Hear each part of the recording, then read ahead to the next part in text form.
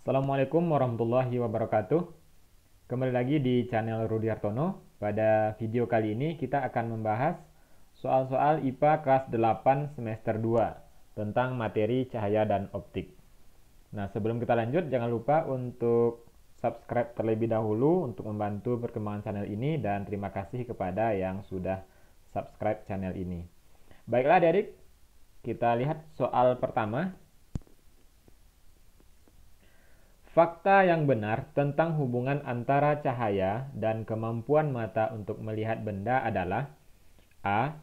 Mata dapat melihat benda karena benda memiliki kemampuan menyerap cahaya yang diterima. B. Mata dapat melihat benda karena benda memantulkan cahaya yang diterimanya sehingga cahaya masuk ke mata. C. Mata dapat melihat benda karena cahaya yang mengenai benda dibiaskan. D. Mata dapat melihat benda karena saraf-saraf mata memiliki kemampuan untuk melihat benda, sehingga kemampuan mata untuk melihat tidak ada hubungannya dengan cahaya. Jawaban untuk soal ini adalah B. Ya, karena benda dapat dilihat oleh mata karena benda itu memantulkan cahaya yang diterimanya.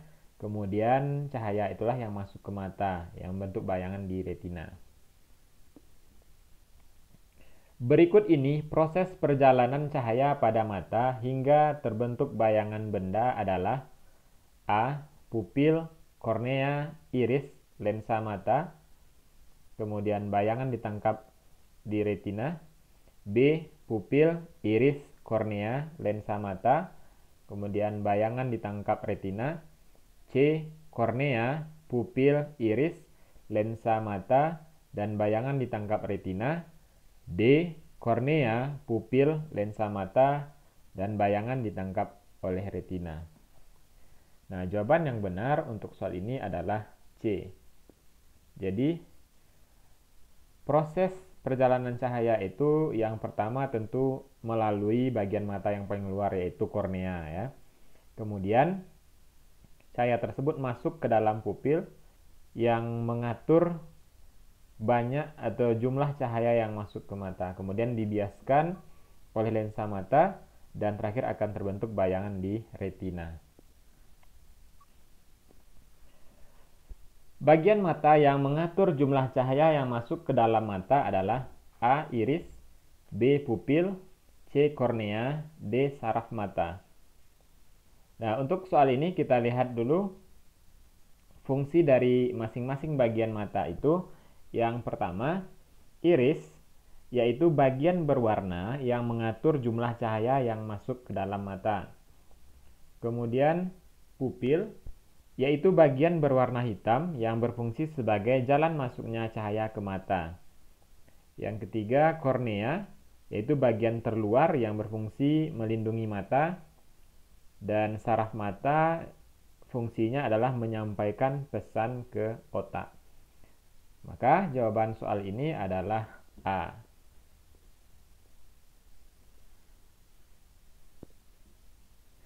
Edo menderita miopi sehingga dia tidak dapat melihat benda yang berada pada jarak jauh dengan jelas. Jenis lensa untuk membantu penglihatan Edo adalah: A. Lensa tipis, B. Lensa ganda, C. Lensa cekung, D. Lensa cembung. Nah, untuk beberapa jenis cacat mata dapat dibantu dengan lensa kacamata. Nah, dengan ketentuan masing-masing. Yang pertama, lensa tipis, ini tidak spesifik ya. Lensa ganda, yang B, ini digunakan untuk cacat mata presbiopi. Ya. Nah, presbiopi itu penderita rabun jauh dan dekat.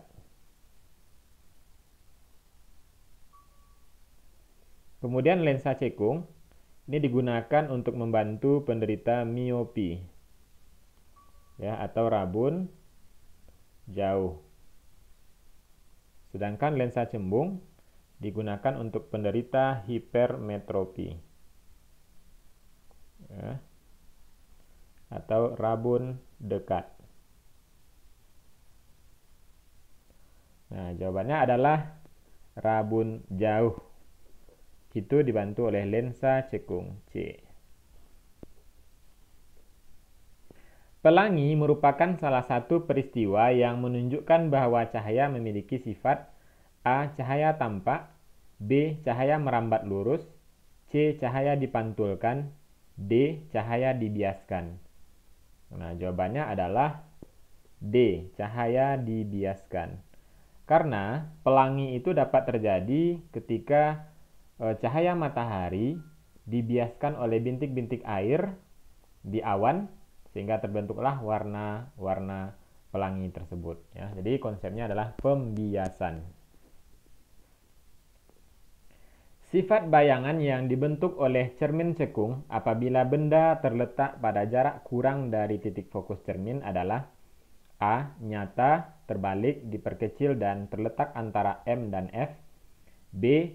Nyata, terbalik, diperbesar, dan terletak di depan M. C.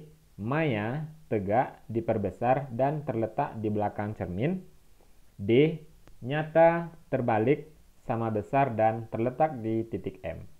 Nah, untuk soal ini kita lihat terlebih dahulu ketentuan dalam pembentukan bayangan pada cermin cekung. Nah, untuk benda yang terletak antara titik fokus dengan cermin atau kurang dari titik fokus, kita lihat pada gambar di bawah ini. Ya, jadi ini benda antara cermin dan titik fokus ya. Maka bayangan yang akan terbentuk itu seperti ini. Ya. Yang pertama, karena berada di belakang cermin, maka sifat bayangan yang pertama itu adalah maya. Nah, kemudian apa lagi yang bisa kita lihat? Ya, posisinya tegak.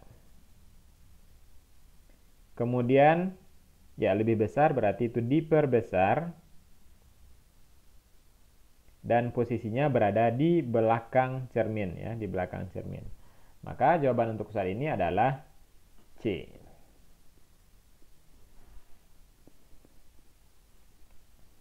Pasangan yang tepat antara lensa yang terdapat pada mikroskop dan bayangan yang dibentuk oleh lensa adalah A. Lensa objektif, bayangan maya dan diperbesar, sedangkan lensa okuler bayangan maya dan diperbesar.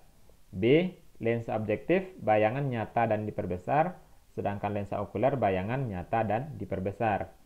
C. Lensa objektif, bayangan nyata dan diperkecil, sedangkan lensa okuler bayangan maya dan diperbesar. D. Lensa objektif, bayangan nyata dan diperbesar, sedangkan lensa okuler bayangan maya dan diperbesar. Jawabannya adalah D. Sebagaimana yang sudah kita pelajari, bahwasanya lensa objektif itu adalah lensa yang terletak di dekat objek atau benda. Sedangkan lensa okuler adalah lensa yang dekat ke mata. Jadi untuk lensa objektif, benda terletak antara F dan 2F, sehingga bayangan yang dihasilkan nyata dan diperbesar.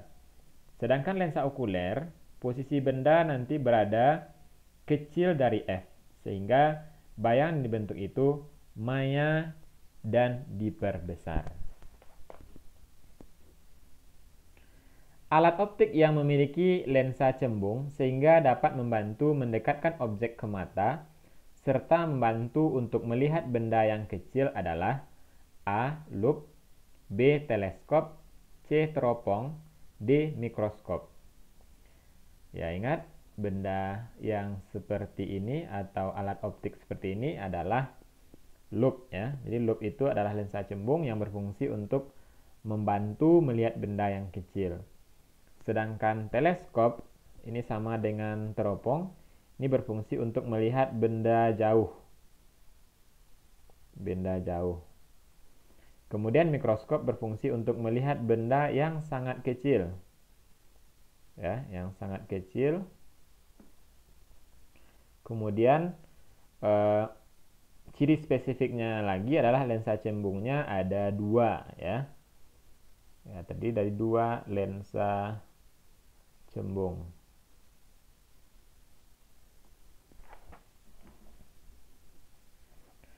Sebuah benda yang tingginya 12 cm diletakkan 10 cm di depan cermin cembung, yang jari-jari kelengkungannya 30 cm.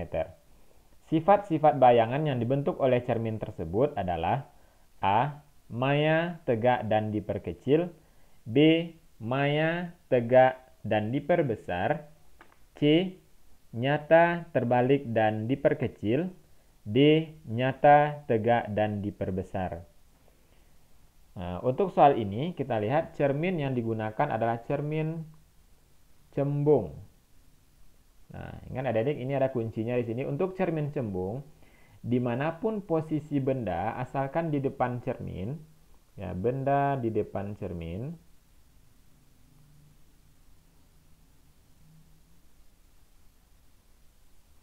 maka akan didapatkan satu sifat dari bayangan tersebut. Jadi sama semuanya ya, tidak ada terpengaruh oleh fokus. Ya, asalkan benda di depan cermin, maka bayangan terbentuk itu adalah maya, ya, tegak dan diperkecil.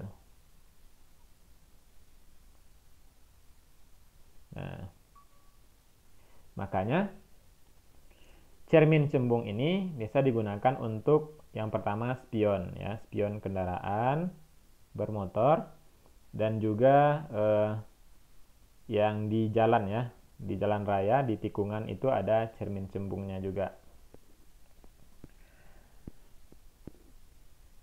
Seseorang ingin melihat suatu benda yang berada di depan mata pada jarak 25 cm.